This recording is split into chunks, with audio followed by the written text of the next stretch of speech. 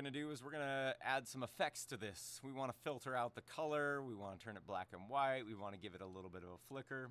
Okay, so in order for that to happen, what you got to do is we've got our project window open right here. Okay, we're going to need to open up a new window, and that's going to be found under Window, and you're going to go down to Effects. You're going to click on that, and it's going to open the Effects tab. Okay, a lot of different effects that we're going to be using over time here: audio effects, video effects.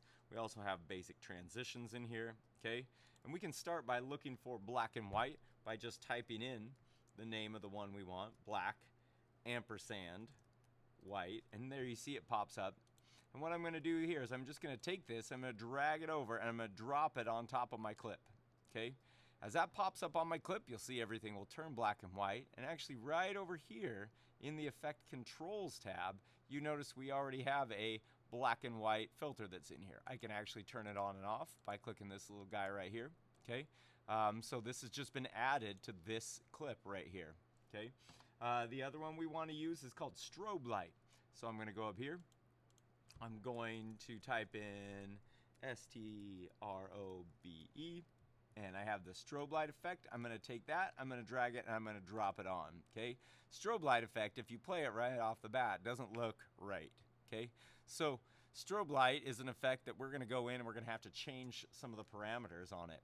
Okay, so I have strobe light here. See, it got added to this clip.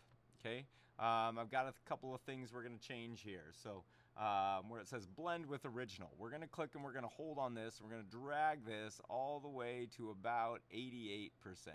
Okay, as close as possible there to 88%. You can also click on these. So for example, strobe duration, we're going to click on that, and I'm just going to type in 0.10. Okay, I'm going to do strobe period.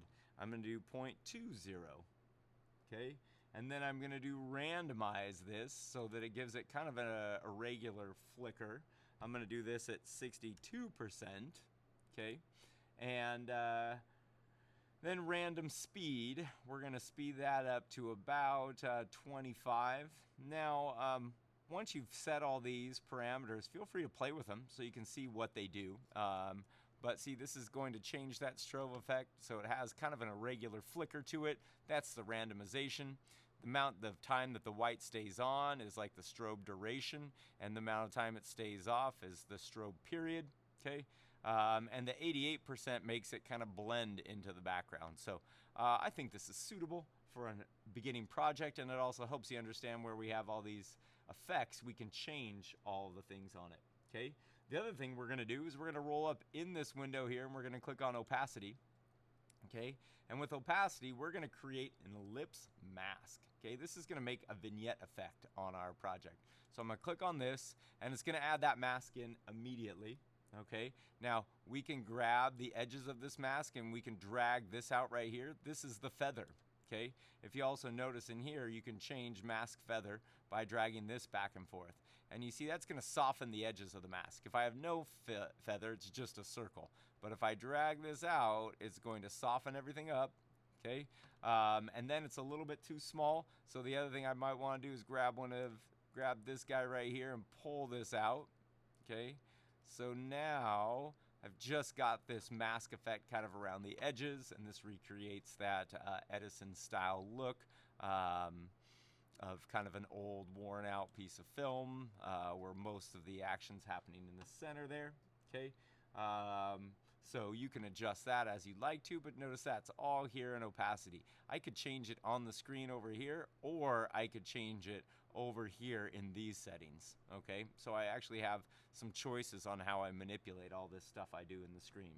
Okay, the last thing I'm going to do is I'm going to change the speed of it a little bit. Okay, this looks pretty good as is, but a lot of Kinetoscope films, sometimes the motor was running a little bit faster than actually 24 frames per second. Sometimes it was a little slower, so I always find it fun to right-click on my clip and go and use the speed and duration setting. Okay, when I find speed and duration in the flyout here, I'm just going to go ahead and change this. I chose on mine to do it at 110%. Okay, that's going to make it feel a little bit faster. If you want it to go slower, I'd suggest maybe around like 93%. I'm going to click OK, and now when I play it, you see it's just a little bit faster. Makes it feel kind of that a little unnatural feeling that some of the early films have. Okay. So there you go. We added some effects to your video, and we've made it look pretty classic. Okay.